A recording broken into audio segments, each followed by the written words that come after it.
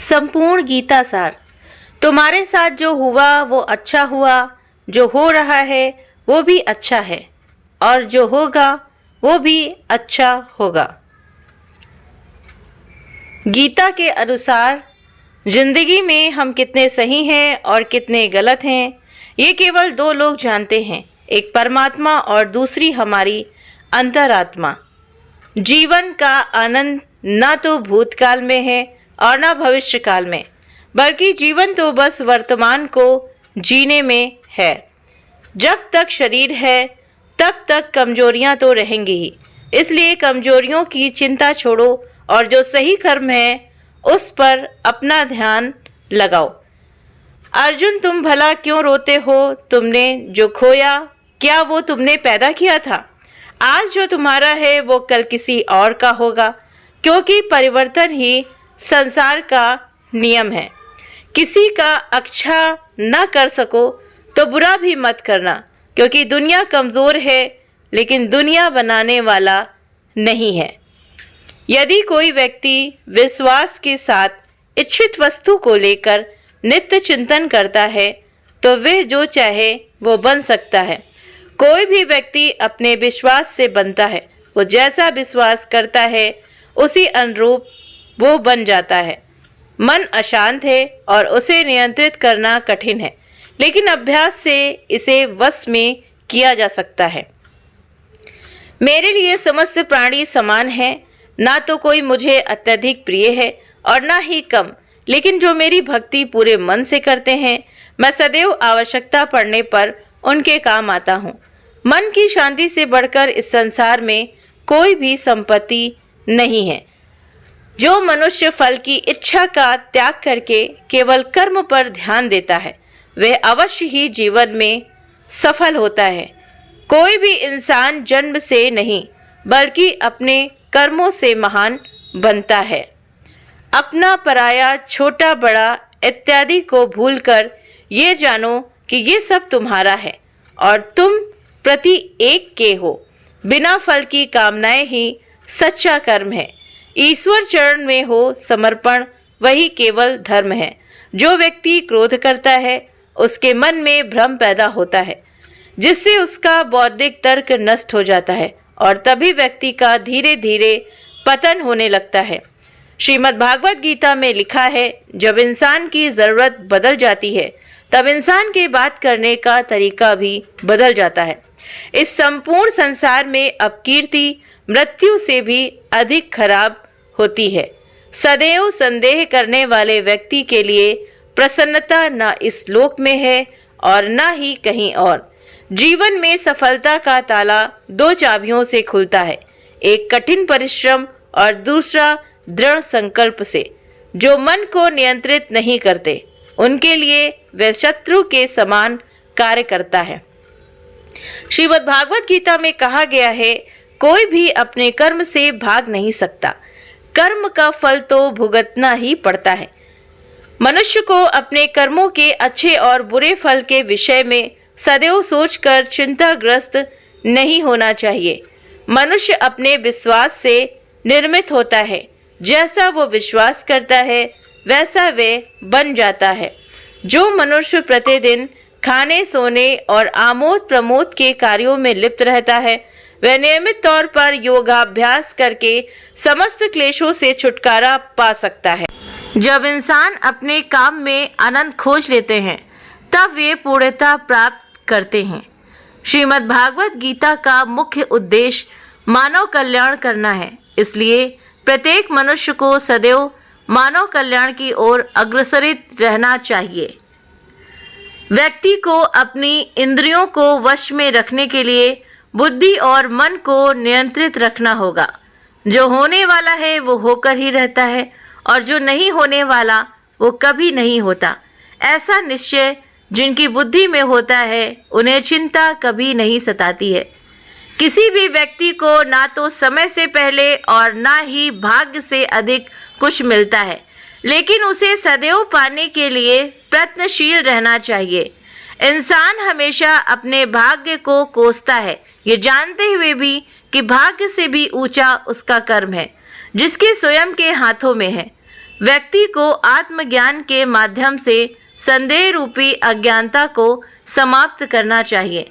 मैं उन्हें ज्ञान देता हूँ जो सदा मुझसे जुड़े रहते हैं और जो मुझसे प्रेम करते हैं। सत्य कभी दावा नहीं करता कि मैं सत्य हूँ, लेकिन झूठ हमेशा दावा करता है कि सिर्फ मैं ही सत्य हूँ। परिवर्तन संसार का नियम है। समय के साथ संसार में हर चीज परिवर्तन के नियम का पालन करती है। हालांकि मैं भूत, भविष्य और वर्तमान काल के तीनों जीवों को जानता हूँ, लेकिन मुझे वास्तव में कोई नहीं जानता है। संयम, सदाचार, स्नेह एवं सेवा ये गुण सत्संग के बिना नहीं आते हैं। अपने कर्तव्य का पालन करना ही प्रकृति द्वारा निर्धारित किया हुआ हो, वे कोई पास नहीं है। सज्जन व्यक्तियों को सदैव अच्छा व्यवहार करना चाहिए, क्योंकि इन्हीं के पद चिन्हों पर सामान्य व्यक्ति अपने रास्ते चुनता है। बुद्धिमान को अपनी चेतना को एकजुट करना चाहिए और फल के लिए इच्छा छोड़ देनी चाहिए। मन अवश्य ही चंचल होता है, लेकिन उसे अभ्यास और वैराग्य के माध्यम से वश में लाया जा सकता है। इंद्रियों की दुनिया में कल्पना सुखों की प्रथम शुरुआत है और अंत भी जो दुख को जन्म देता है। इस संपूर्ण संसार में कोई भी व्यक्ति महान नहीं जन्मा होता है, बल्कि उसके कर्म उसे महान बनाते हैं। जीवन में कभी गुस्सा या क्रोध न करें, ये आपके जीवन को ध्वंस कर देगा। हे पार्थ, मैंने और तुमने अपने कर्तव्यों को निभाने के लिए धरती पर कई अवतार लिए हैं, लेकिन मुझे याद है और तुम्हें नहीं। वासना, क्रोध और लालच नरक के 3 दरवाजे हैं।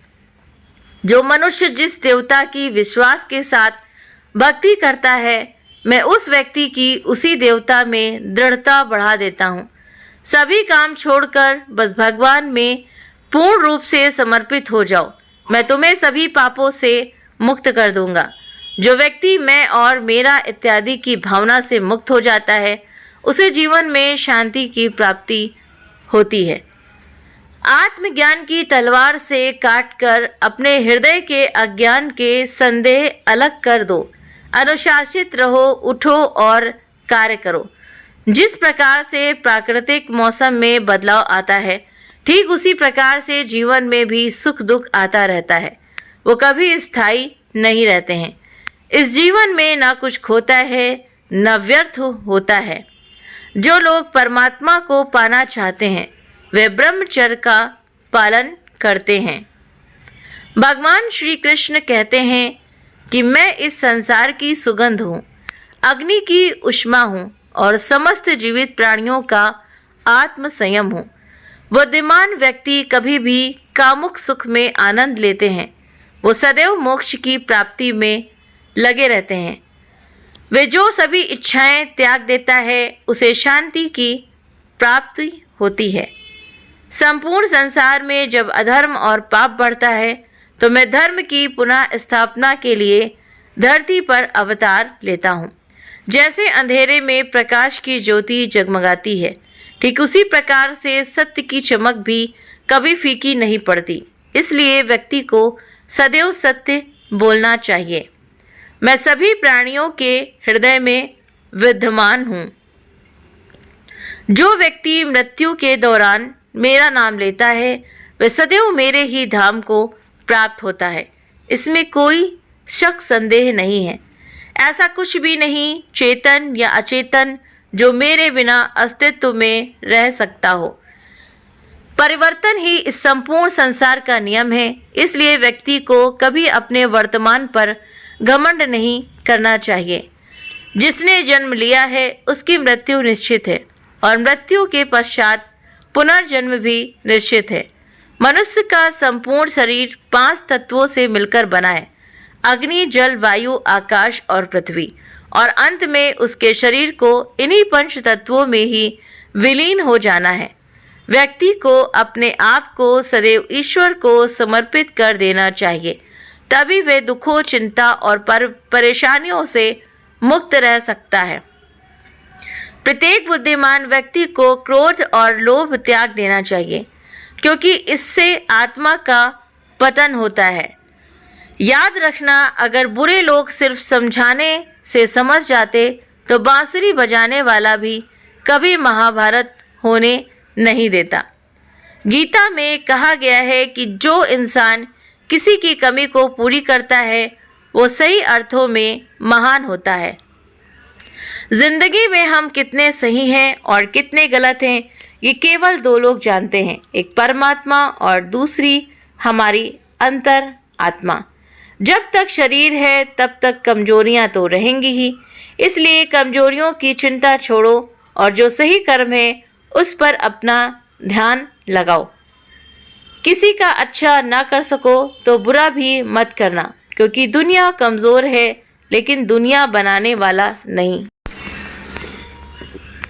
सच्चा धर्म ये है कि जिन बातों को इंसान अपने लिए अच्छा नहीं समझता उन्हें दूसरों के लिए भी प्रयोग न करे। मन अशांत है और उसे नियंत्रित करना कठिन है, लेकिन अभ्यास से इसे वश में किया जा सकता है। मन की शांति से बढ़कर इस संसार में कोई भी संपत्ति नहीं है। कोई भी इंसान जन्म से नहीं बल्कि अपने कर्मों से महान बनता है। बिना फल की कामनाएं ही सच्चा कर्म है। ईश्वर चरण में हो समर्पण वही केवल धर्म है। जब इंसान की ज़रूरत बदल जाती है तब इंसान के बात करने का तरीका भी बदल जाता है। चुप रहने से बड़ा कोई जवाब नहीं और माफ़ कर देने से बड़ी कोई सजा नहीं। सदैव संदेह करने वाले व्यक्ति के लिए प्रसन्नता ना इस लोक में है और ना ही कहीं और। जो मन को नियंत्रित नहीं करते वो उनके लिए वह शत्रु के समान कार्य करता है।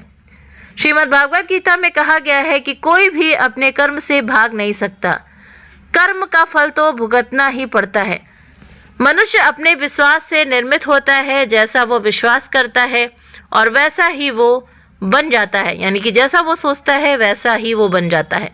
जब इंसान अपने काम में आनंद खोज लेते हैं तब वे पूर्णता प्राप्त करते हैं। माफ़ करना और शांत रहना सीखिए, ऐसी ताकत बन जाओगे कि पहाड़ भी रास्ता देंगे।